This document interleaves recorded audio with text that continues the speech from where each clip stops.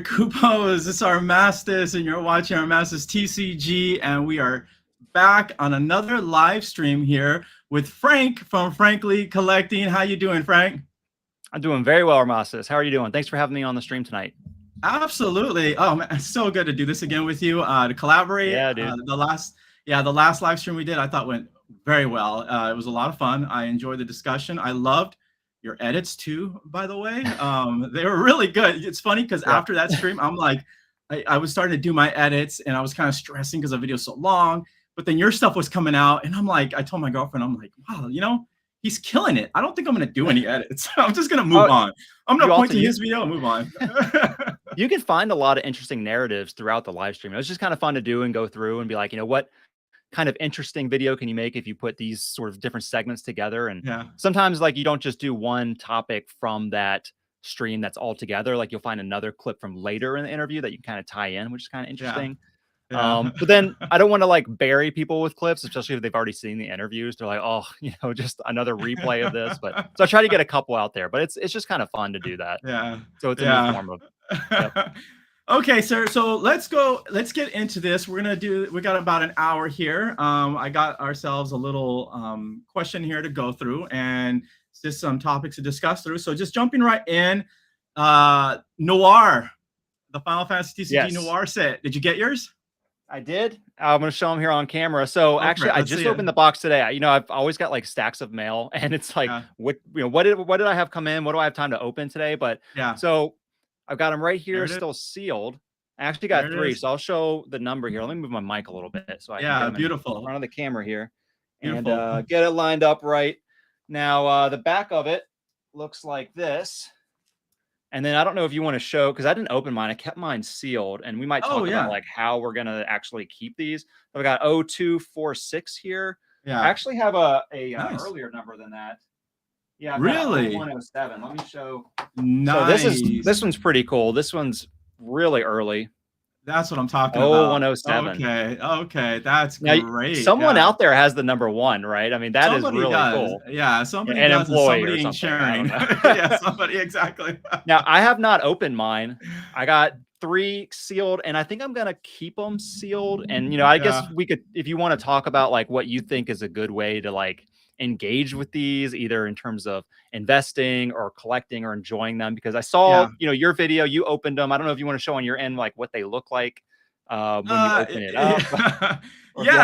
Have them right by you. But great question. So I actually ordered a few, and all mine thankfully were under 1,000. I think the earliest one I got was like 400 something, whatever. But you know, to me, that's not so much important, really. It's cool if you get number one, but you know, but yeah. So I ordered one of them. I got 3 of them, and here, of course, let's make sure we got these here. Let me show this on the screen. Yeah, that looks amazing. If I could see myself. If you want to take me away, you can show the whole thing on screen. It'll show more of your camera. You'll get the horizontal mode if you want to do that. But there's also a great video on Armas's channel where he gives a really nice close-ups on them and everything. If you want to go check those out. There we go. We can do it like this. Look at those. There we go. Yeah, it is a beautiful set. It really is beautiful. I absolutely love it. It's tempting me to want to open mine and just look at them, but I'm like, you know, I know what they look like, and I just feel like, I don't know. For me, it's a storage issue because I don't know where I would display them right now. And like, if I can figure out where I want to keep one of them opened up on display, I'll do it. But right now, I think I'm just going to leave them sealed because I feel like that's going to be, you know, fetch the biggest premium should, you know, they ever become like an interesting sealed item. I think it's wise to keep them sealed, in my opinion. Opening one is not a bad idea. I think. Again, this is just me personally. Look, for those of you that want to do it, go for it. But I think once you rip them out of this thing, to me, I think that's crossing the line. I understand if you want to sell individually or you want to grade or if you want to flip, you know, that's your prerogative. Of course, you do what you ought to do. The way I want to do this, because I do have several of these. I actually have 2 US sealed and 2 Japanese sealed. Oh, interesting. Yeah. Okay. How'd you get the Japanese ones? You have to go to the Japanese website, or you got to go through a site and through other venues and stuff like that. I'm not sure if I want to share that secret right now. No, that's okay. And then but this one I have open, and what I'm going to do, I think, is I'm going to actually frame it open and then put it on display. I just think that's a good idea. Yeah, absolutely. You have to definitely go to like a professional shop for that, for that kind of thing, Yeah, right? Or yeah, that okay, I can find something online. I don't know. okay, yeah, I got 3 of the English ones. Yeah, so I mean, I think Square Enix killed it. You know, I love it. It looks beautiful. I would Yeah. love to see something else done. How about you? What do you think? Do you think it'd be great if they did it again? Maybe another Well, series? I'm so happy that they serialized them, and I think they're 3,500, is that right? Or Correct. 3,000? I forgot what Yeah. the second number on that was, but yeah, I'd like to see more serialized like that. The playmat, which they have like out of stock on their website, and they give you a waiting list option, by the way, for some of that stuff. Yeah. But I don't know if something like the playmats gonna really come back into stock because those are also not serialized, but they're limited. The ones They that come are. with the 25th anniversary Tifa promo. Yep. And I think there were 3,000 of those. I got 3 of those as well. Just 3 just Yeah. seemed the right number. And when you look at Yep. these products like this one, that 25th anniversary playmat Tifa, those are all, if I'm not mistaken, going for more than the MSRP on the secondary market right now. It looks like They people are. are wanting those Tifa promos, even if they don't want the playmat anyways. But They are. in fact, I might get rid of my playmat because it's cool. But I noticed when I was doing an opening on it, the camera was having trouble focusing on my cards because of the faces on the playmat because they look so realistic. Oh, yeah. Yeah, and the That makes camera sense. like knows to look for like facial Yeah. recognition and whatnot. So I Yeah. might just get rid of that playmat because I just really want them for openings. But yeah, I want to Yeah. see them do more of that because they did the 25th anniversary box set that had like that Titus Una, that Squall, and they didn't do so hot. I think they're actually going for under MSRP on They the are, secondary market. unfortunately. Yeah, unfortunately, And I they are. saw, yeah, and I saw that there's a new one now, the not Nvidia, the Cydia, not the Yeah. graphics card, the Yeah. Cydia. That would be Um, cool. Need a graphics card collaboration. yes. That one is also not numbered, and so it's like that kind of stuff. I feel like they Yeah. want it to just kind of be accessible. I think they actually have playable decks in there, maybe, and then they have like some Yeah. fun promos that maybe Yeah. could be collectible in like CGC 10, PSA 10. I don't know, but Yeah. when they don't have a serialization, they don't come out and say how many they're going to produce. Yeah. I don't really buy it because I just feel like, oh, they're printing to demand. They're just going to print a ton of them because they want to, it to be an accessible product, which is Of course. good. Yeah. You want some of that, but it really makes me happy when I come onto their site or I hear from someone on Instagram and they're talking about, oh yeah, serialized limited edition. I'm like, that'll go up. That's going to go up immediately, unless just Yeah. buy as many as you want. I think. Yeah. Yeah, But I only absolutely. really buy Yeah. them for myself, honestly, so to collect. Yeah, and I think it makes sense so that they really focus on Final Fantasy VII. First off, it was the 25th anniversary, but it really was like their moneymaker, back in the day, right? It was like they had Final Yeah. Fantasy 3 or 6 for us that made them some money, and then they were kind of in a lull. And then when 7 came out, like it really gave them a lot of big budgeting. So I think because of that, going forward into the future, it's kind of the hook, and it's a thing that people remember, grow up with. So it's like I know a lot of us I personally kind of get tired a little bit tired of Scene 7, but it would be great if I they agree did with you. if they did like 14, like 14's another big one, or even 11, or if they focused on a previous specific series, like they really like pump it up somehow. Again, it goes back to advertising. I have my beef with Square Enix when it comes to advertising the TCG. They just don't do a great job at it, really, in my They're opinion. such a big company. And so I think when they're in boardroom meetings, it makes sense. What Yeah. is the one that's going to bring in the most money? What's the biggest name? And Yeah. they always do more 7, I guess, because it has that. And I think Final Fantasy 14 makes sense because you were talking in our last stream, like how many millions of players play that. And it's just such a big cultural icon in terms of how many people play it.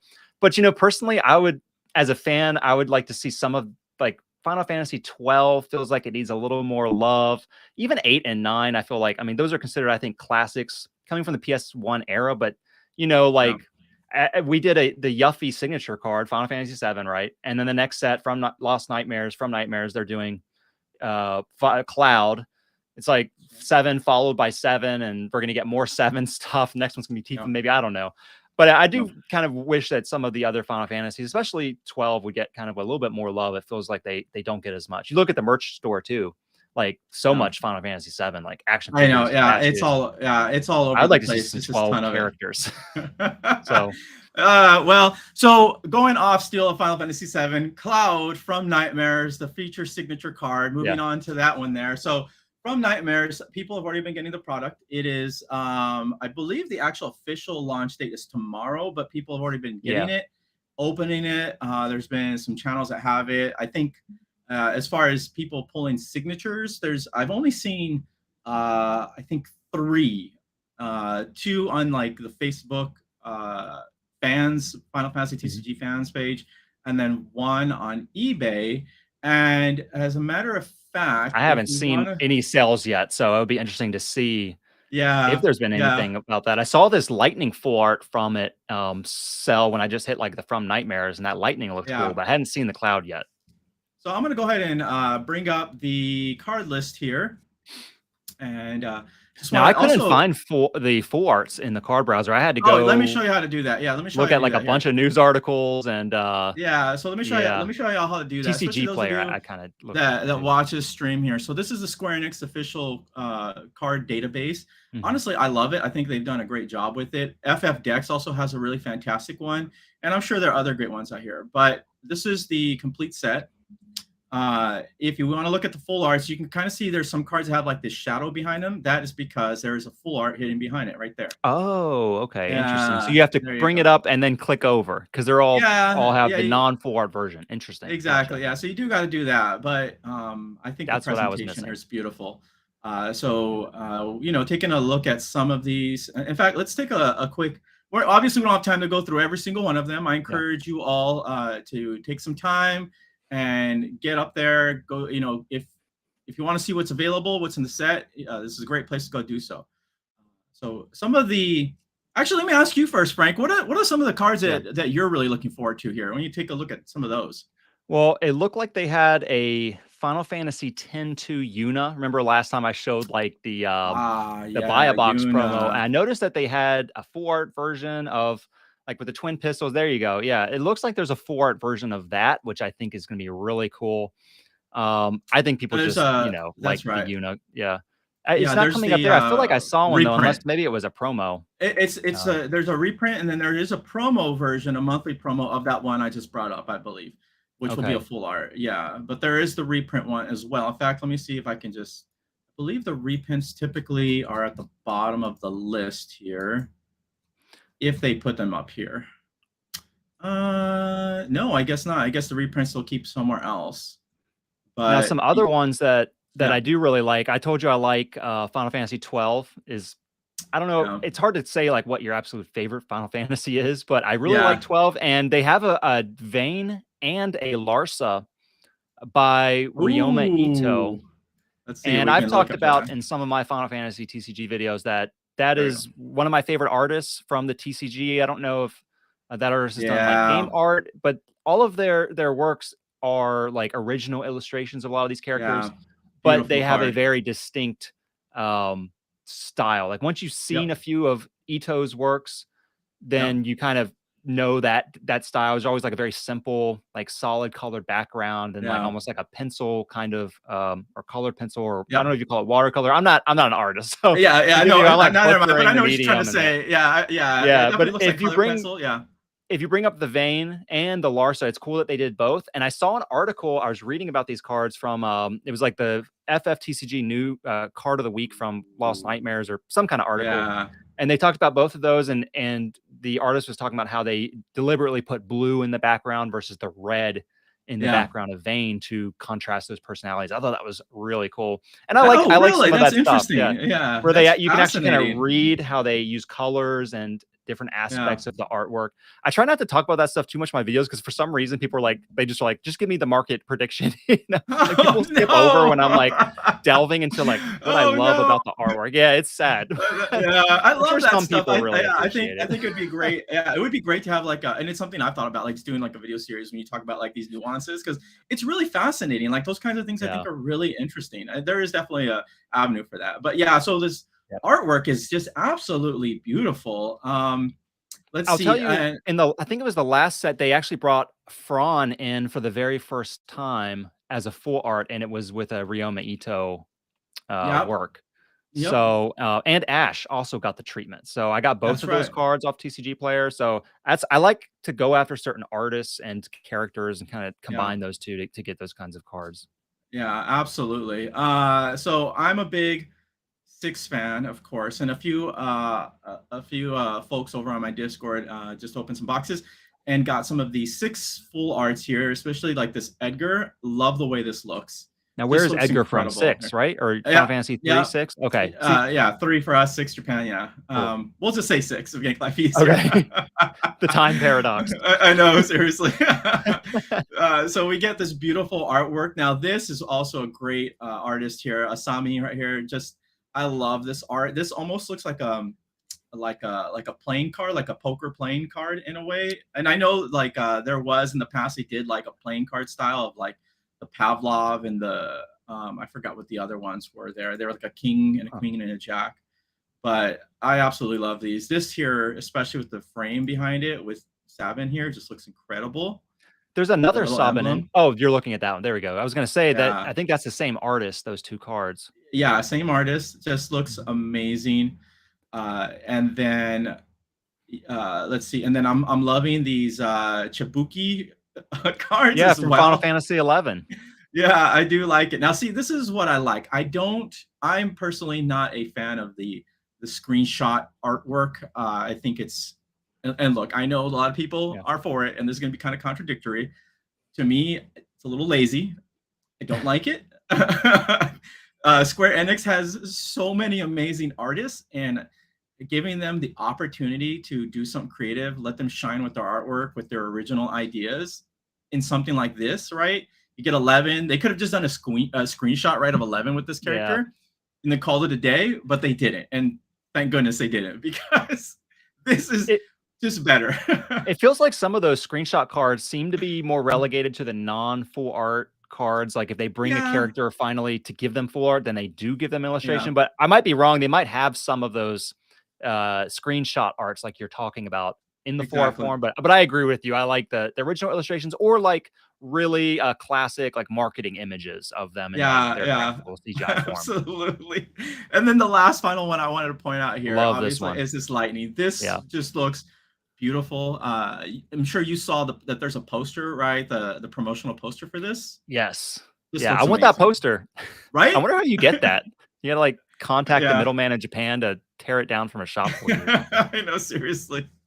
Yeah, seriously, if any LGSs out there want to hook up myself or Frank with one of these posters, we would please put them on Yahoo Japan auctions, because I started searching for them and I don't see any up there. So there's an opportunity there. It just doesn't happen that often. One of my LGSs here, Zulus, they did give away in Opus 11 some Opus 11 promotional posters, which was fantastic. So I was able to get my hands on some of those. That's cool. But I would love to get one of those. Right, yeah, but this is just amazing. Something like this would be beautiful. It's just a great looking card. I feel like this Lightning might be a chase card from it, just because Lightning seems to typically be a chase card. You know, we talk about 7 being really popular. I feel like 13 has that like mega popularity potential, being like a next gen Final Fantasy. It is. We saw that with the full art reprint. Yeah, there's definitely a big, big interest in 13, and so. Yeah, I think Lightning's just one of those notable characters, and it also has the what is it, the waifu tax people put on cards. Yes, like this. Of course. So people are gonna want it for that. That works in Final Fantasy. That works. It definitely works. And now I'm gonna ask a controversial question. What? Any full arts you're not particularly excited about, and why? That was a great question, Frank. So, I'm not crazy about some of the enemies sometimes, like the behemoth. There's a behemoth full art, and there's a chimera. I just feel like, for me personally, like I really like to relate to the protagonist. So I don't know if that's like a speculative thing. You know, sometimes I like to focus on like what are the big characters, but also sometimes big villains. In comic books, like the good characters always tend to do a little bit better, like speculation wise, than some of the villains, which can be, I guess, depending on, how popular the villain is, but like basic enemy, well, Chimera, I guess, is that like an old school big boss that's pretty famous? I don't know. It's not like a Vayne, right? Or something like true. that. So I never really get too excited about like basic enemies that get full art treatment. And that's, you asked me that question. It's hard. I'm typically always a fan of all the full arts, honestly. And so here's like this Chimera here. And personally, I like like me, I do like these here very much. And so I wish. I honestly, I definitely understand having more of the protagonists and the main characters definitely featured, but I do appreciate them kind of like uplifting some of like the summon characters and just the monsters. Yeah. Uh, Like Square Enix is Shiva is doing always like a big one, and exactly, or like yeah. Ifrit, and yeah. Yeah, exactly, right. And I think Square Enix with the TCG is doing even just a better job of even giving great monster support for some of these cards, which I think is just fantastic. And oh, look at sorry, I just noticed this in the corner of my eye. This one looks amazing. Like I I don't don't know how know you what say his this name, is. like Oh, Kikas. I like Crystal Chronicles. I played that for the Yeah. GameCube. I don't remember this character. Maybe they were like a NPC from the town or something. Probably. Yeah, I I see him was a quite a bit in long the time ago. TCG. Yeah, but the art looks amazing on that card. I just love the colors there. Yeah. And then of course here, the last one, the card of the year, I guess, maybe. This Cloud signature. So what are your thoughts here, Frank? What do you think about it? Well, just your thoughts. Yeah. I feel like I predicted it. I don't know if because I think I said when I did my Yuffie card, I don't know if you saw that video when I was talking about the price of that Yuffie card. I think I actually said in those videos before they had announced it, and someone even commented like, "Hey, yeah, there is news that there's a cloud coming." I thought, be careful with the Yuffie because they're going to come out with a big hitter. And because I feel like that's what I would do if I were, leading the company. Like, we're going to do this big premium new card. Let's start with something interesting and cool, but not come out with like an Aerith, right? Or Tifa or Cloud or any of these mega characters. Let's see how they like that. And then we'll come in with the big hitter. And then I'm going to, this is a little bit, I touched on this in our last stream a little bit, but I do feel that they did come in then with the Cloud to see if they could, that would ramp things up even more. But they didn't give us like Cloud with the Buster Sword behind him looking at the Mako reactor. They gave us Cloud, which I believe you said was from Advent Children, the movie. Right. Yeah. Or like one of these, they've got like Before Crisis, Crisis Core, all these like spinoffs that I'd never really got around to. And I feel like they did that because they wanted to up the ante, but not go still hold back. And I feel like we're going to get a more Final Fantasy VII mainline Cloud at some point. So I think it's cool. I feel like you have to be careful because I kind of feel like there's something to the fact that it's not from the mainline 7 that is telling me that they're holding back for a bigger Cloud. But I like it. I think it's cool. For me personally, because it's a side character Cloud, and I've already said I'm holding back for my personal favorite Final Fantasies, which are Final Fantasy 12, Final Fantasy 10. If I see a Titus, if I see, a Fron or a Yuna or something, that's when I really want to kind of go after one of those. Yeah. So I'm going to be, I think it's cool. I think it's going to do better than Yuffie, but I'm holding back. Yeah, fair enough. Fair enough. And really, like, I think you nailed it right there, right? They are potentially waiting for something even bigger, right? I think something bigger than this would be like a Tifa, right? Cloud always kind of takes second place to Tifa if they did like a Tifa thing. Yeah, because of the waifu tax. Yeah, it's the waifu tax as well on there, of course, right? and yeah, this one was like I believe this one is from Advent. Yeah, it even says on the bottom right there from Advent Children. Yeah. So yeah, I like that they put what game they come from. Exactly. I love that they do that. So they didn't do anything, exactly from the game. Maybe in the future they will. This is also, for those of you that don't know, this is definitely a reprint of the Chapters card from the Chapter series. Cool. Yeah, the TCG before in the before times that we don't talk about. Which are still collectible though. They are still collectible. They're definitely for just the collectors, right? And even I myself have recently picked up a signed copy of the old version. By an actual physical signature, which is really nice. I didn't bring it with me. I just had gotten in the mail. Otherwise, I would have featured it. But this here, I do like the way it looks, right? I love it's kind of tough. Like for myself, in a way, I kind of like the Yuffie a little bit more. And I think it's just because of the colors and the way it's framed. I think I like it more. Obviously, this is more the chase card. This is more like the collector's item. But if you're asking me on an aesthetic basis, just like on an aesthetic basis, the Yuffie is kind of like the thing I really like more so. But I do like the Cloud. The colors are, I think, more minimalist here. Like you just have that like cool gray and the orange, and that's like almost it. Besides like the black of the outfits. So I understand that. I was trying to. I felt like I was a little bit too negative in my my perspective, but I wanted to say I do like the drama of the scene, right? I don't know this character. I don't know what's going on in the story, but it seems like it's a really heavy moment. This person might have just passed away or been defeated, and he's like holding him up or resurrecting him. I don't know. So it is very dramatic. I do like that about it, in terms of just the subject material. But I kind of I probably agree with you that the colors are just kind of a little bit minimalist.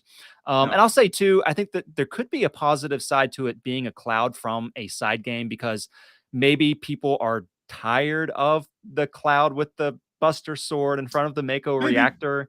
Maybe that's done to death, and it's kind of cool to get something from something else, like they did a card like from Final Fantasy 12 Revenant Wings, which is like this Nintendo DS side game that I really liked for Final Fantasy 12. Like that would be cool. Like sometimes you just need something a little different, I think. Yeah, absolutely. And so, golly, going forward, so I know they're going to be introducing a new rarity in the next set, which I cannot remember off the top of my head what it's called. And I think if anybody watching knows what the next set is called, please do comment, let us know. I forgot. But with that new rarity, it's supposed to look unique, some kind of different kind of foiling. I don't know exactly what that means. They're very vague on that. It's going to be more than a signature card, or is it like it's going to be limited like the signature card. It's good. So maybe it's not sure yet. So it's still kind of up in the air, but maybe with that route they may do something again with 7, maybe the Tifa in that path. But a part of me too thinks that, and I was thinking about this earlier, was what if this is it for the signatures, right? Because in the next set, I don't believe they actually talked about a signature for the next set yet. Even in their news. Well, I think the next set, isn't it like not a mainline set? Isn't it a specialty set? Yeah, so they kind of do different things. That was sort of my, I guess, here it is. My impression of it when I read it. Like a summer. I don't know if it has something to do with it being a summer set, because in Magic the Gathering sometimes they do like specialty sets, and there are different rules and different kinds of things they put in. Because it's not like a mainline standard set, I guess. Yeah, so here's the card with the next set. It says, while previous special cards include a gold stamp signature, Estinian will instead feature a special type of foil pattern, different from the normal version. So I am wondering if maybe Yuffie and Cloud signature, no more signatures after that. Maybe, not to say that they can't do it, but I'm wondering if maybe they're like, you know what, we want to keep this very limited. That's it with the signature. And then move on to this new type of rarity foiling, which then means that it could make potentially that Yuffie and the Cloud even, more. Do you think that maybe this kind of rarity with the Estinian could outpace the signatures, and people will be chasing these new types more, or do you think it'll actually make those signatures more desirable? No. The signatures will always be more desirable, especially because it has the Final Fantasy VII thing on it. Now, not to say, of course, unless they do something new, right, with these new foil patterns, we don't know, right? We're just kind of speculating. It's going to be really interesting to see what they're going to do going forward. I'm super excited about it. So I don't know. We'll see what happens. I kind of like the way this card looks too. It almost looks like there was a question about that with, I don't know if you keep up with Magic the Gathering much, but they did a bunch of serialized cards recently in Brothers War. Yeah. And they have certain cards that are only out of 500. And there was a big question that Rudy from Alpha Investments put up about, like, are they going to do serialized cards in every single set? Because that would saturate that kind of card and make them not as desirable. And now he's come out in the video and he says, like, it looks like they're not going to be doing that. So is that going to make the Brothers War serialized cards even more desirable than if they're just going to hold back on those, except for just and use them only for special sets? So I could see, I agree with you that I think if they went away from them, that's going to make the signature cards more desirable. Because in my opinion, we're kind of used to new levels and types of foiling. We're not really used to gold signatures as much. So I do think it is more special. Yeah, we'll see what happens. Now, so kind of going on then from that to this next thing here, the market. So let's take a look then at the market. with some of these things. If we're over here on TCG Player, and I'll pass it to you here shortly, Frank, so you can share your screen. But I just really quickly wanted to go over on what's going on with TCG Player on From Nightmares. So I was looking over some of the other sets first off, and not much was happening. It was actually kind of like a downward spiral. It seems like people weren't buying because of the new set. So then coming over here, we have some more population now, and From Nightmares, more things have been put up. Not many, in fact, if at all. I haven't seen any full arts yet. Of course, the street date isn't until tomorrow, so maybe tomorrow afternoon, evening, they should be populating some more. But I do see that there are just these pre-sales up here, and we do get the cloud. And I was really interested to see what the cloud is going to be going for. And it looks like, I wonder if my browser just crashed on me here. Do they have like right here, the signature 4 one up, or just the regular it's just this one. It's just this regular one here. But we see right here, starting low listing is $8.69. And then, you know, it's really fascinating that even this Warrior of Light here is $8.69. Well, I think in terms of playability, this is the first set, and correct me if I'm mistaken, that's going to use like dual elements, like the gold cards from MTG, right? So like you see like the wind and the lightning, right? No, this has been happening. This started a few sets ago with the dual elements. I don't play, guys. Sorry. I know, it's okay. So interestingly, we do get the foil version of this at pre-sale for about $24. Now, I know you don't play it, but I want to read this effect because I actually haven't read it really yet. So it says the cost to cast Cloud is reduced by 2 for each card you have cast this turn. It cannot become 1 or less. So basically, every previous card that you've played, it reduces the cost to play this card. When combo. Cloud enter, yeah, exactly. So when Cloud enters, and win, by the way, is very combo-y. When Cloud enters the field, choose up to 1 forward of cost 4 or less, and up to 1 forward of cost 5 or more. Break them. Okay, so this is definitely going to be a very playable card. I've noticed for the players out there that this set really focuses a lot on lightning and also mixing elements specifically focused with lightning, which is really great. So I could see this definitely. Well, you know, once we have a few tournaments, this will obviously gauge the market, but this seems like a very playable card. I could see this either maintaining this price or even going up. The new thing, though, on multi-elements for this set, okay, good, my browser sped up a little bit more. Now, this is new, Frank. We are getting this 4 elements. So more than 2 elements. They haven't more done than before. 2. Yeah. So this is insane. That's why this is going to be a good card, I think. Yeah. Well, I don't know. I mean, now the more elements you have, it makes it a little trickier to play that kind of build, right? Because you're splashing in more different things. Yeah. So you're worried about consistency issues. But this card is really interesting. It has restrictions on how you can play it, though. So I mean, I really want to see like the smarter players out there. Like, I'm not a great player when it comes to this game. I wish I had more time to really delve into it. But to me, this seems really difficult to play. But if you can pull it off, the upside is pretty beneficial, you know. And Warrior of Light here, which is the type here, that is pretty a pretty common or a pretty well supported type in the game, is Warrior of Light here. If you see, I know his name, the character's name is Warrior of Light, but if you look down right there in the middle, it says Warrior of Light. That's the type right there.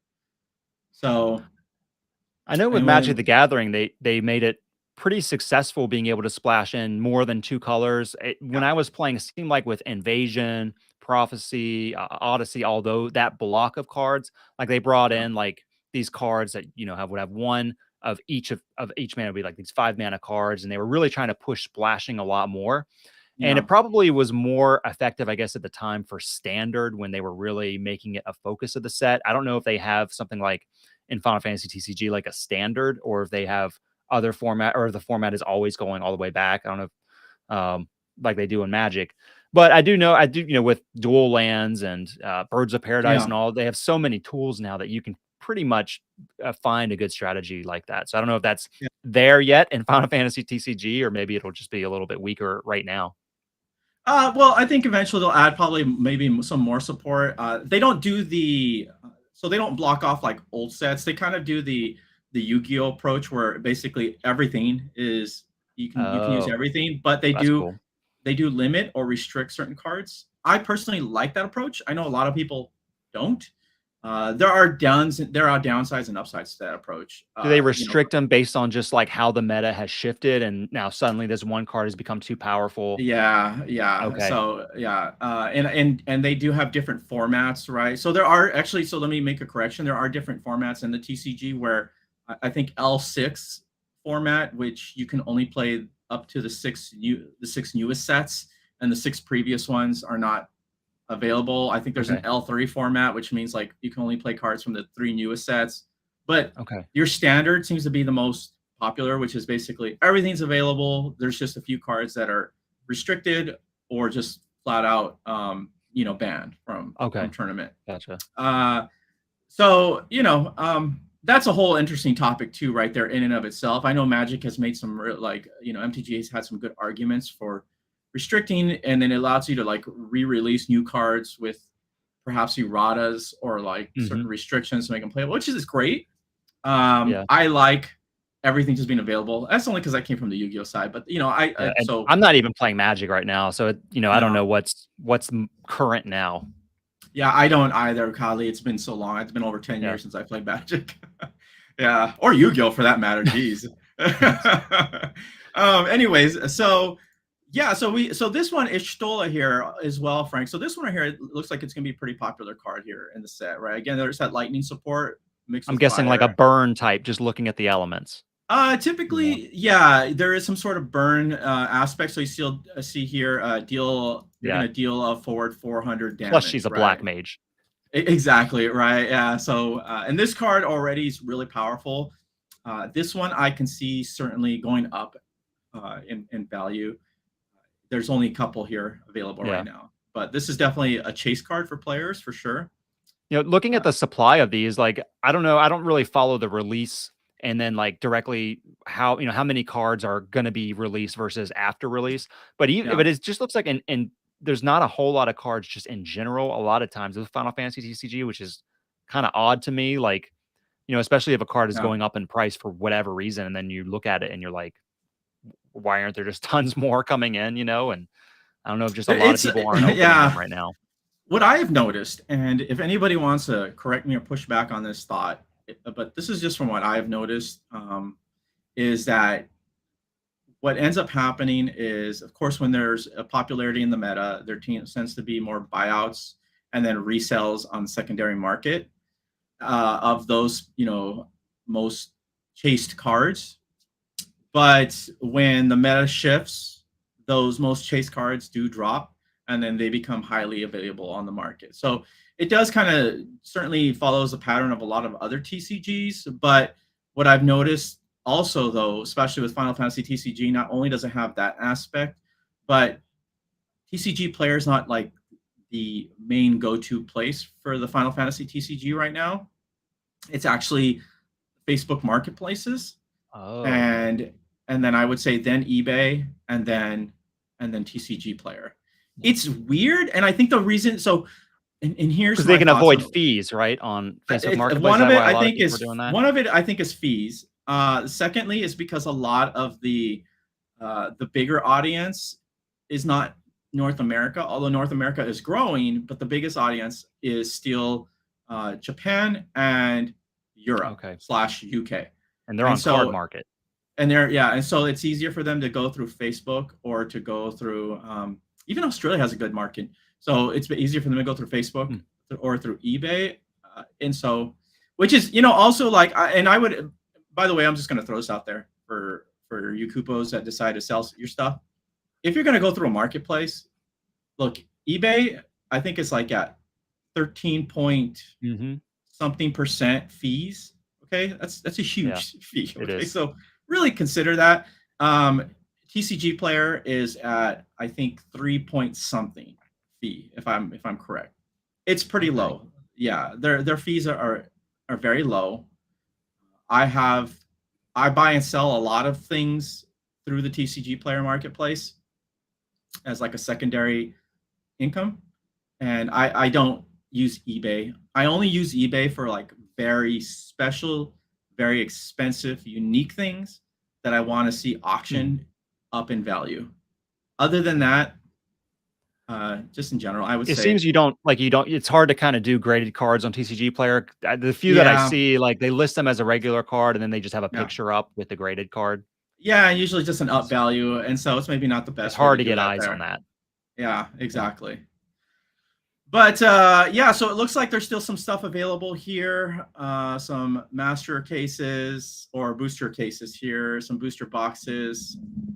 It'd be interesting to see if these boxes go up in price with this special card. I stopped. I didn't really follow it very much, but I forgot if the Yuffie actually pushed those Crystal Dominion?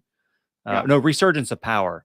If it actually pushed those up or if it didn't do anything and people were just chasing the raw card. Because that's what I like to do, is just go after the raw card. I don't like to crack packs and open up a lot of booster packs. So it did a little bit, but these are still very much available. On the upside, this is great, Frank, is that like during COVID, these sets were short printed, so they would run out and it would sell out, right? But like now things are very available, which is great. So I think anything from past 14, which is what Emissaries of Light, I think. Yeah, so from like Emissaries of Light to now, there's still plenty of stuff available. This booster box has gone up a little bit. Resurgence of Power. Yeah, so it's up to one. It seems to be the lowest at 112. Typically, they sell between $90 to $100. Yeah, that's kind of your release price. So we got a 112, and then even the cases here have gone up a little bit.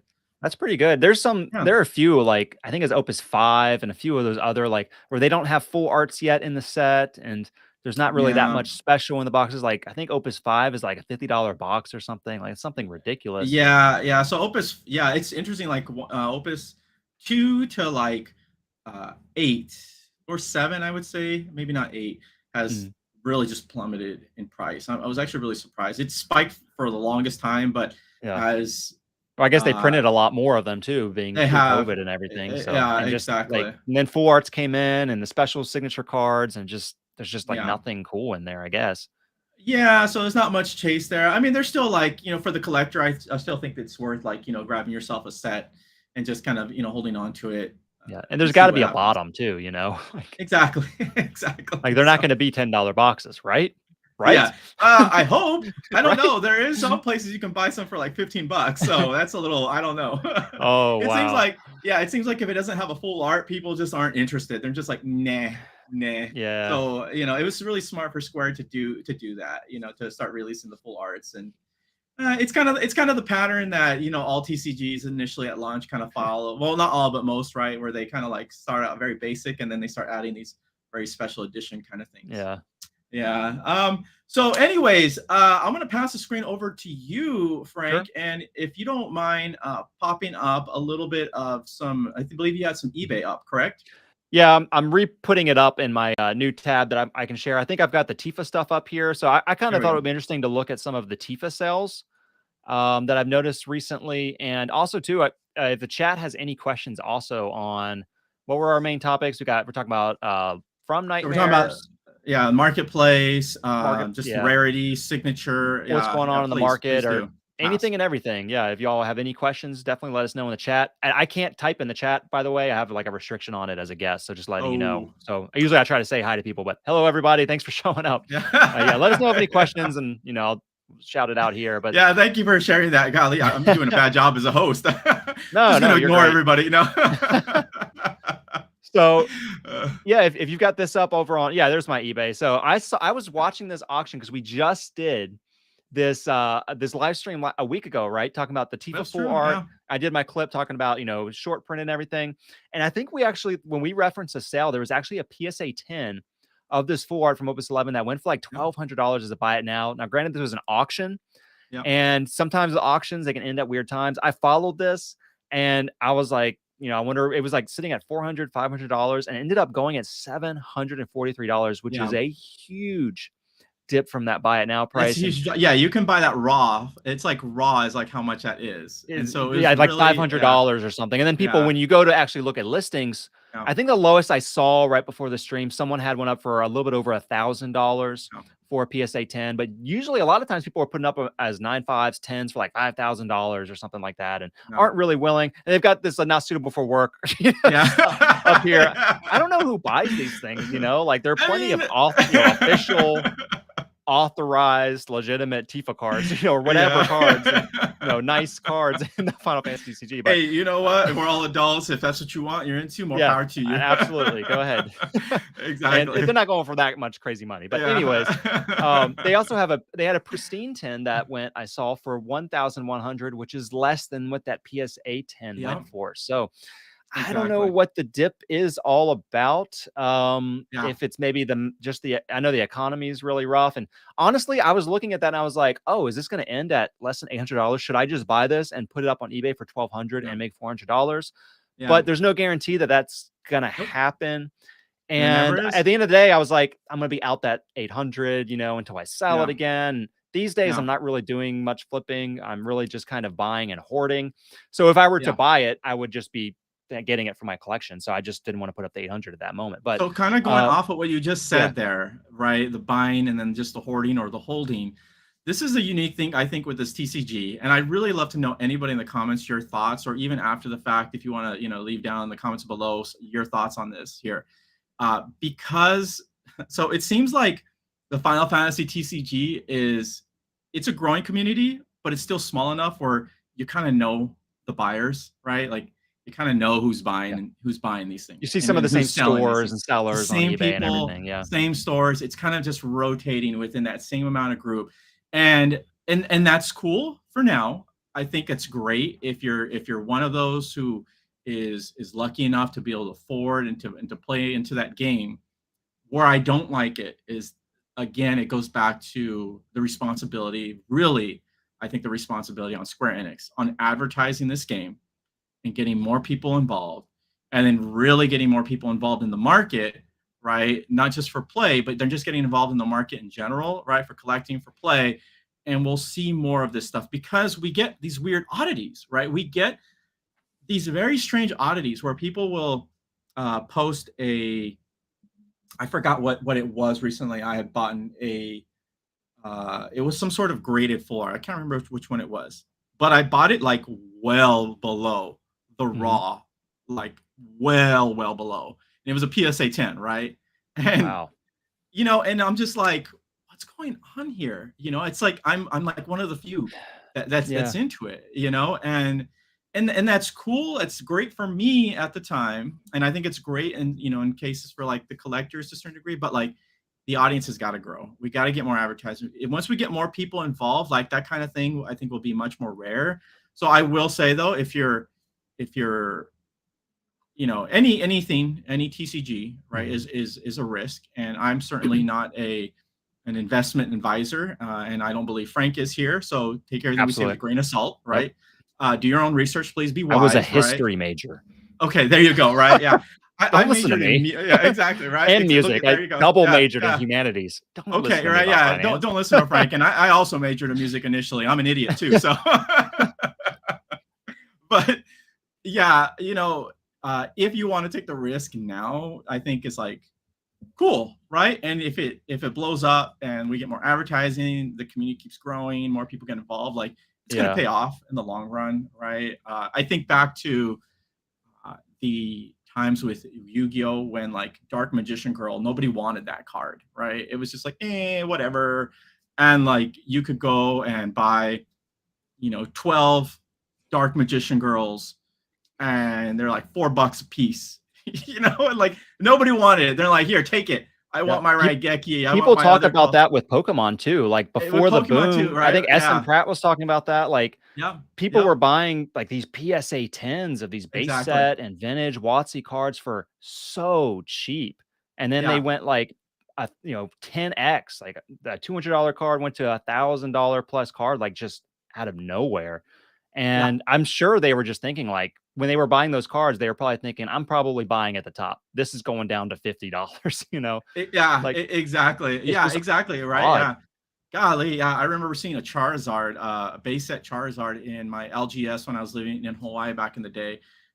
and nobody bought it. Like it sat there for, golly, for the years I was in Hawaii. Like it just sat there, and I think it was like $30. Like nobody want, and I certainly wasn't interested. I was like, whatever. I didn't care about Pokemon, right? But I think, and I think once more people get involved, right, these kinds of things will blow up. And but also Mike Z here. So Mike Z is also great comment. Yeah, I love Mike Z. Hey, Mike, hope you're doing well. He's also one of the Kupos over there on our Discord. Is very active. Thanks for your support on my videos too. Yeah, absolutely. Yeah, and by the way, y'all, please go check out Frank's stuff. He does some amazing stuff. He's frankly collecting. He covers a lot of things. I'm trying to do more Final Fantasy TCG. It's kind of here and there. It's not. It's not that. I got to be honest, not the main focus, but I do try to cover it. I'd say it's probably one of the second biggest TCGs I do after. I think MetaZoo is my main one, but I do a lot of different stuff. So let's see here. So Mike Z says FF community isn't integrated cards, shows that more people are interested in playing, which is a great sign that the game will go on. The basis the players shows a thing at TCG. So the basis the player shows a, I'm not sure what you're trying to say there, Mike, but I get your point. Strong. It shows that it's strong. There's thank you. A lot of players in the player base. Yeah. So, and I do get your point there, Mike, and I think that's great, right? That's a great sign. One thing I've noted as well is that once organized play came back and Square Enix started doing its support, those organized play events selling out. People are like, they want it and they desire it. So that's a good sign. We just need Square to, do better at advertising. At the same time, though, like I love that there's a strong player base, and Silent Humiliator also says, I see he was talking about. Oh, I'm sorry. I thought he was talking about the player base also. Grading with FF cards, a bit of overkill. Yeah, they are printed really nicely, and that's a good strategy you can do too. Is like buy raw cards and then grade them. I do that with Weiss Schwartz. Like I've done like. They just grade so well, but that's a good point. And so maybe that's why you don't see such a premium versus the raw sometimes. But collectors are, I know as for me because I'm a collector of graded cards, I'll pay that premium, and sometimes it's worth it to do that versus get a raw and then have to send it yourself. Sometimes you just want to take all that work out of the equation and just, they're going to send it to you in that slab. It's got the grade on it. You just, you get it and move on. But the other thing I was going to say too, like, yes, there's a strong player base. That's awesome. But I think the collector base actually, we don't want to short sell it too, because $1,000 is still a lot to pay for. That is true. Like especially a modern card. Like Tifa's not a vintage card. It's a little bit older, but $1,000 for, that being put in plastic. So that's still pretty good. And then like the Tifa 25th anniversary promo is just killing it. I was going to talk about that too. There's only 3,000 of those, I think, and people love that card. They want it in PSA 10. You're seeing premiums for that. Look at this right here. I guess someone bought this premium collection outright with the $324.99. Now, sometimes you have to be careful because if it says or best offer, there is some weird nuance with eBay where the seller can send out an offer, and if someone accepts it that way, it won't show a strike through, because I've interacted that way before and noticed that. So if it says or best offer, it doesn't necessarily mean it was bought outright. Sometimes eBay is weird about some of that stuff. But nonetheless, if you look through a lot of listings, there are definitely premiums being had for that. So I would say collector and player base, but the thing is really the potential is the amount of people into the games. In my opinion, it's just so much more than the TCG. And sometimes I'm just like, we must be such a niche, special community of us TCG lovers, because it just feels, looking at compared to video games, we're really a small community. Yeah, in general, that's kind of how it is with the TCG for sure. And let's see here, Frank, just to kind of keep this moving forward here, do you have by chance the cloud signature up on eBay? There should be one available. Let me type it in and find out. Yeah, I'm curious where it's cloud sitting. Full art from Nightmares. Or I keep wanting to say Lost Nightmares. From Nightmares, plural. Nightmares, yeah, that should pop it up. It's all this lightning, which is pretty cool. I think that lightning might go up depending on the print run, because it's just such a nice one. But oh no, you have sold right there. You might it's not. Oh, it's listed. Oh, okay. It's still listed. It's still listed there. And it should be what's this? That right there. The NOIR cloud. Yeah, there's the NOIR one. Yeah, that's something we'll have to talk about maybe next time. Oh, here it with is right here. Oh, there it someone is wants right there. 1850. Okay, so Yeah, we have so a he's gone ceiling. down. Yeah, he's gone down. There is a bit of an error scuff on the back right out of the pack. Okay, Unfortunately, that they show. that Okay, seller, yeah, just that seeing if there are seller, more that's a here. good guy. That's a good person right there. That seller right there. Okay, But we've you know, got he the starts high and Yuffie up he goes there. down. That's the Yeah. only one up there, I guess. Yeah, he's the only one that's up there. He started high, and you know, he's kind of gauging the market. So he started high at about Okay. 2K, and he's been going down pretty generously I wonder how every many single box. day. Oh yeah, they're showing a little bit of a corner scuff at the bottom, but Yeah, that's a PSA 9 yeah, at the I think so. least, you know. Yeah, And I think sometimes it's a you can 9. see like a week 10, you know, that will have something, but is Yeah. otherwise perfect. Yeah, so depending how Maybe, low yeah. the Scupa wants to go, you know, it would heck, maybe even I would consider getting it depending how Yeah. low it goes Or because that would be CGC something. 9.5. This would be like a binder. This would be into the binder. You know, I wouldn't grade this. This would go straight into the binder Okay. I for would me. actually. Yeah, I Oh, don't you would mind you? grading. Okay. If it has, I mean, if it's, this is a tough to pull card, right? Yeah. And if it is otherwise pristine, you know, I feel like I could send this to CGC if Yeah. everything's 10 or 9.5, except the corners, they Yeah. give it a 9 Yeah. for Yeah. that ding, or even an 8.5, it could still get a mint 9. So I Yeah. think about that kind of thing. I think I would send this to CGC and try to get the 9.5. Maybe Yeah. PSA would knock it down to a 9. It's one of those nuanced things you can kind of think about, but that's all they're That showing. is You true. know, That is that's not true. bad. Yeah, This it is is still a that beautiful little. card. It is Surface to true. me is Yeah. the most important than Absolutely. any of the Yeah. other grades. The front of the card, if it displays well. Yeah. Yeah, they are starting to grade tougher on these cards though, which I'm actually good because usually these cards are really great quality right out of the packs. And so I'm glad they're That's actually good. being a little tougher Yeah. on it. Because for a while there, it seemed like everything was just getting a 10 across the board. It's like, wow, there's like there'll never be a 9 or an 8, you know. So I'm glad they've Yeah, actually and been a people little catch on to tougher. that. I was actually looking at the you want me to keep this page up here? I was gonna say Yeah, go I ahead. won't bring up the screen share on the PSA pop reports, but I looked them up before our stream, and the Tifa full art is like 60 some odd in the PSA 10 from Opus 11, and it Yeah. has only like 3 PSA 9s and then none graded below that. Yep. So Yep. that's pretty high chance of getting a PSA 10 if you send that card Yeah. in. But also Yeah. for the prices that card is fetching, there aren't a whole lot graded. So like what 67 have been graded total in the world, Yeah. you know, and Yeah. then BGS usually they're like there's like 10 of them or something like that, 10 to 20 of those cards. I don't know. Exactly. And Yeah, then I don't know how exactly. many there are. You can check the CGC. Actually, you can't do Final Fantasy census or population report for CGC yet. They've only got Pokemon and Yeah, Magic, one of I those know. two. Yeah, I'm waiting for that. I really wish I had that. Otherwise, I think I would have gone with CGC all the way. I love Yeah. the quality of their cases way better, but I'm going with BGS. So Okay. we're kind of getting close here. Well, it's almost an hour here. I kind of want to just jump over to anybody that's watching. Again, hand it over. If you all have any questions for about the TCG, to myself, to Frank here, we're just Yeah. gonna leave it open. So please do post here. While we're waiting to see if anybody's going to have any questions, Frank, do Yeah. you have anything you'd like to promote for yourself, your channel, anything like that? Oh, I didn't think I think I had it for that one there, but no, I'm going to be doing just kind of some regular content. I don't have another stream this weekend. I'm taking the weekend off, but I'm going to be trying to get back up. I've been doing a lot of streams lately, so streams and clips and things, and I'm going to try to do some regular both MetaZoo market update videos. I'm going to maybe try to do another Final Fantasy TCG market update over the course of the next week, and then I've got a bunch of really cool just mail from Japan. And this could be a good plug because I think there might be a crossover with some people who like Final Fantasy TCG cards. And then like just I'm a big collector of vintage Japanese game and anime memorabilia. And so just a Cool. quick Very cool. example, like very niche trading cards. This is a Marionette Company. This is a That's visual so neat. like an old visual novel, like dating sim games. There are a lot of these like Japanese dating sim games. And What I is these are this? like Android girls. So here's like the back of it. Yeah. So It yeah, it's has kind of wife wall interesting. over it. Yes. It's a That's sealed cool though. trading card That's box. cool, man. That's They've got cool. the rarities and things on it. Yeah, So yeah, I get a lot of weird stuff like this. Like there I were love 2 it. of these over on Love Yahoo it. Japan auctions, and I bought them up. They're like $40 each. I haven't seen another one, and so took those off the market. I buy tons and tons of stuff like that.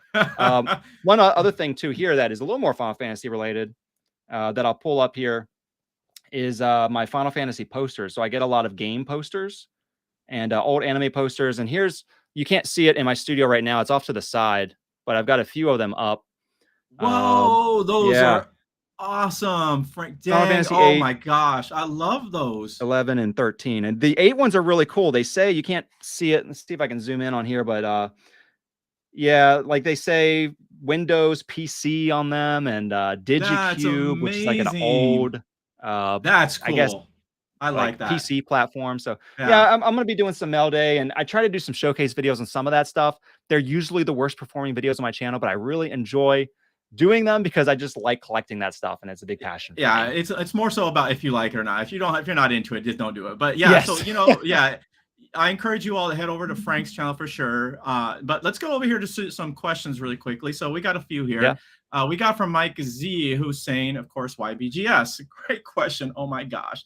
I'd love to know your thoughts, Frank. But for myself here, my gosh, I really struggled with this. I really struggled. Do I go PSA? Do I do CGC? Do I do BGS? Do I do some obscure one? What do I do?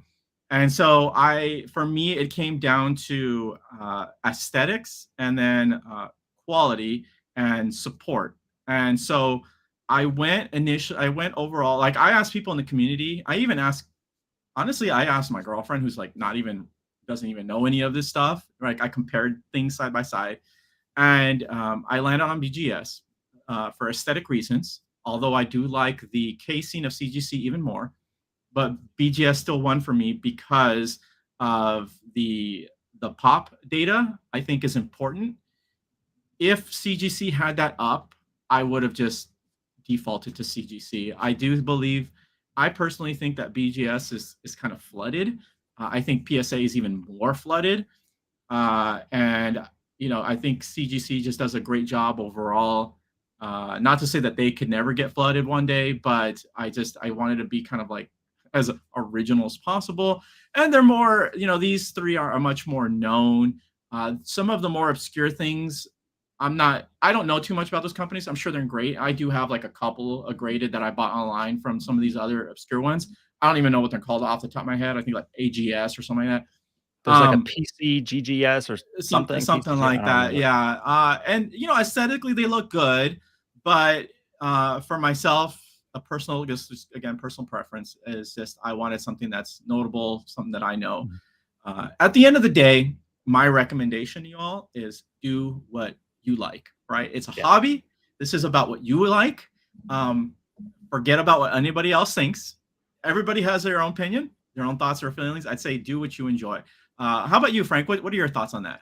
I echo your sentiment on doing what you like because I have all three. I have PSA, I have BGS, I have CGC. I have some SGC cards, and I would echo your sentiment also that I would try to stick with the main players because there have been a lot of new grading companies, and I just wonder if they're all going to kind of stand the test of time. And if they don't, it's not the end of the world because you can just cross your other graded company card over to another graded company. It's not a big deal. You still have the card, right? I mean, who cares? And but yeah, I like personally CGC. Again, this goes back to personal preference, I think, because I collect CGC graded comic books.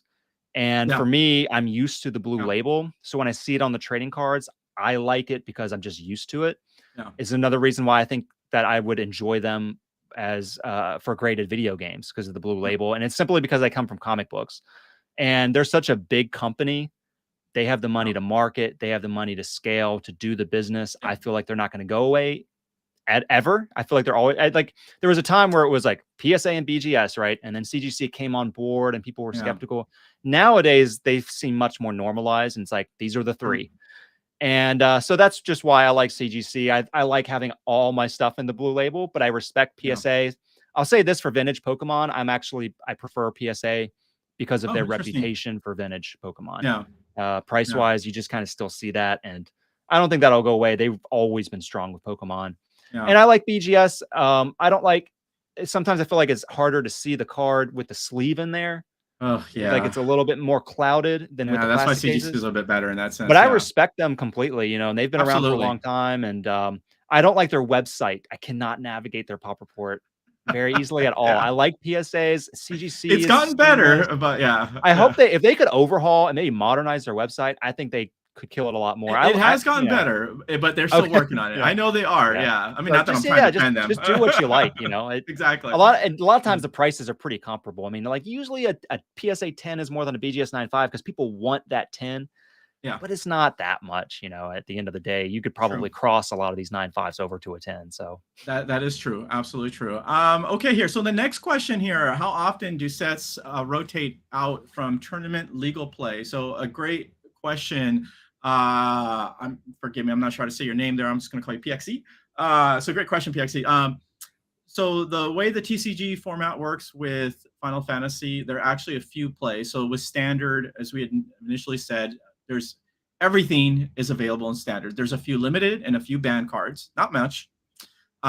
So currently you can play everything from the first set that's been released, the newest one, minus the limited and forbidden stuff. And there's another format called L6, which basically means the last 6 sets are legal only for that format. And there's also an L3, which is the last 3 sets are legal. And then there's a few others that, forgive me, I cannot remember those off the top of my head. But if you go over to the Square Enix TCG site, they do have a layout of all of those. And LGSs will do different ones. You know, it just depends, especially in your area, or if you yourself want to, you know, start hosting one of those, you know, work with your LGS on that for sure. But standard seems to be the most popular thing. That is basically what you're going to get across the board. I don't really have a comment on that because I don't play the game. I'll just say I can't wait to learn to play this game one day because it just seemed like it would be a lot of fun to throw out all these different characters in the same world. Yeah. I know there is some sort of online that was OCTCGN or something, OCTGN or something like that. I think it's called, where you can play online where people do tournaments through that format. Oh, you know, maybe one day you and I should go through it. That would be cool. And try to figure it out and just let people know how bad we are. Yeah, that would be fun. Yeah. Let's see here. So next question here. What is this? Do you think the release of FF16 will impact the TCG? Great question. Yeah. So I hope. I wish. This goes back again to the advertising of Square Enix. And the problem is that still a lot of your Final Fantasy fan base, your players, your video game players, they don't know that there's a TCG. I'm not saying that they all don't know, but I'm willing to bet that the percentage of those that don't know is quite high. Because quite often I will see in comments, I do follow like other groups, you know, that are into Final Fantasy. And whenever a TCG pops up, or sometimes I'll just kind of like be a positive troll, like not a negative, positive troll. It's like, by the way, there's a TCG for this. You know, I'll try to drop those lines. I'll get like a comment like, wait, Final Fantasy has a TCG? How come I don't know this? Right. And a part of me is like, well, because Square Enix for some reason likes to keep it a secret, you know? And so I would love to see the TCG be impacted by the releases. And I will say, though, that I think what will happen is that we'll get new characters in the TCG because of FF16, which I think will be great. So those are my thoughts. How about you, Frank? What do you think? Yeah. I echo your sentiment to a degree. I have a kind of interesting hypothesis I've been ruminating on for a while. I agree with you that the games can really help, and just news and advertising. Like I remember when I was doing the Final Fantasy TCG content. Well, I am currently doing it, but I did a long time ago. A subscriber of mine, a viewer of mine, Dungeons and Joypads, who was in our last stream, he actually got into the Final Fantasy TCG because he saw me talk about it in a video, and he went and bought like Vivi from Final Fantasy IX, his favorite character. Awesome.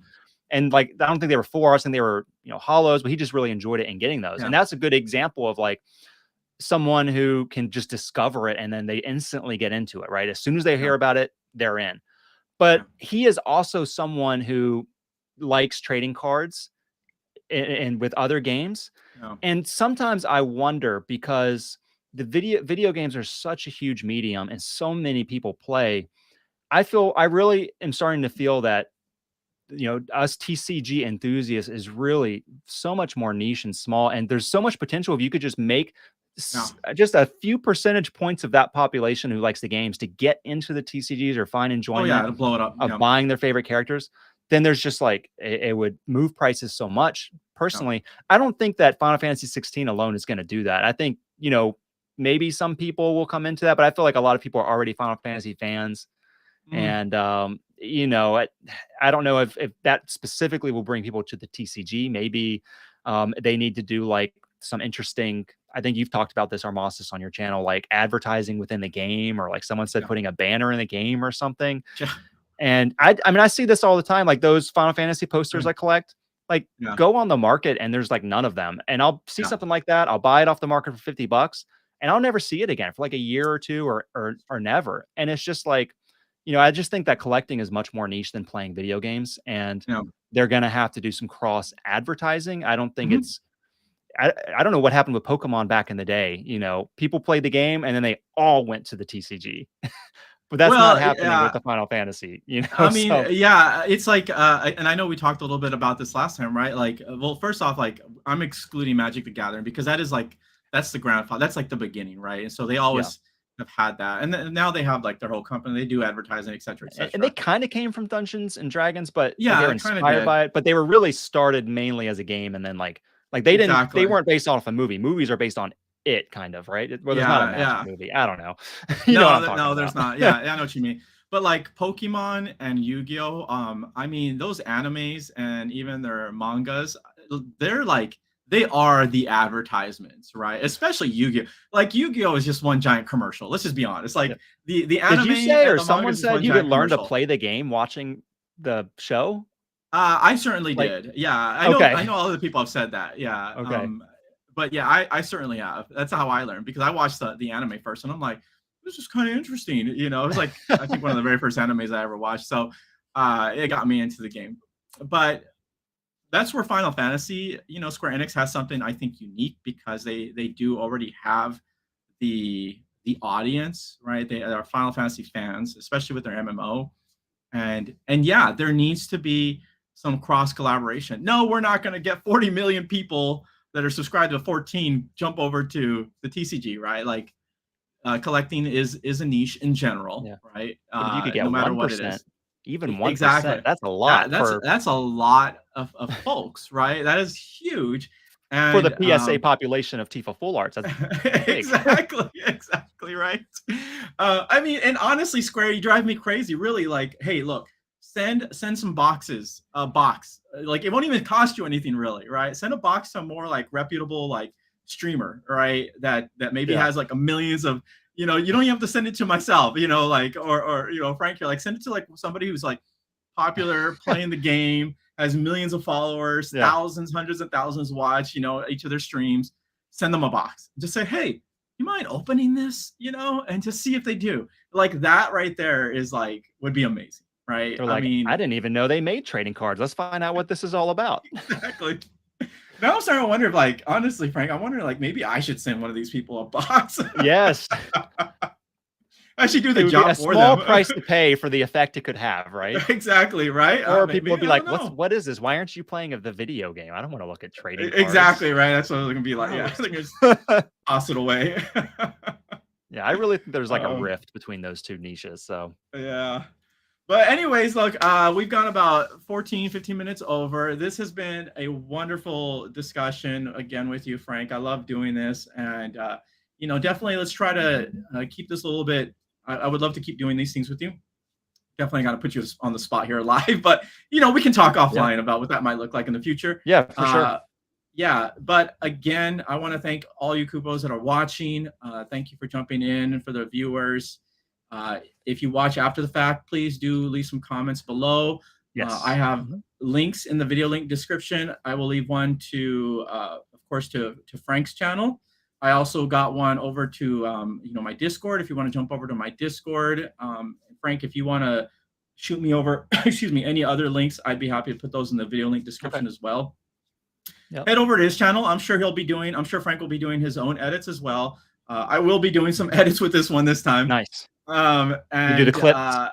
Yeah, I'll be doing some clips as well. Also down below, for you Kupos that are interested, remember that I do have an affiliate link. And if Frank has any as well on his channel, please go check those out. Do use those. We would greatly appreciate that. And then Cardboard Corner, if you use my discount code Kupos over on Cardboard Corner, you do get a 5% off discount for those of you that are interested. And thank you for Cardboard Corners for doing that. And of course, I also got to say, please do make sure you always support your LGSs. That is the most important. Always, always, always, first and foremost, your LGS. I will say that time and time again. Okay. Yep. They need it. Those are great people for sure. And those are the ones that we should definitely be giving it our most attention to. Anyway, thank you again all for watching. Remember, thank you all so much. Yes, remember, you are all wonderful. You're all beautiful. You're all loved. Until next time, bye-bye.